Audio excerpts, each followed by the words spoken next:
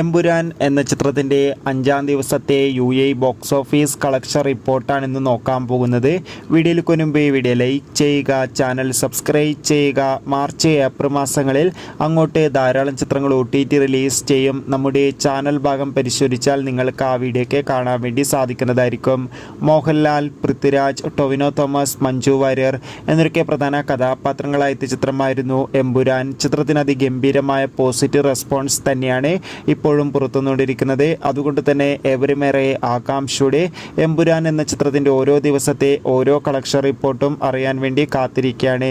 Finally ചിത്രത്തിൻ്റെ 5-ാം ദിവസത്തെ UAE box office collection റിപ്പോർട്ടൊക്കെ പുറത്തുവന്നിരിക്കുകയാണ്. 5-ാം ദിവസം മാത്രം എമ്പുരാൻ എന്ന ചിത്രത്തിന് UAEയിൽ നിന്ന് 2 കോടിക്ക് അടുത്ത് വരെ കളക്ഷൻ നേടിയെടുക്കാൻ വേണ്ടി സാധിക്കുമെന്നാണ് ട്രാക്കിംഗ് റിപ്പോർട്ടുകൾ സൂചിപ്പിക്കുന്നത്.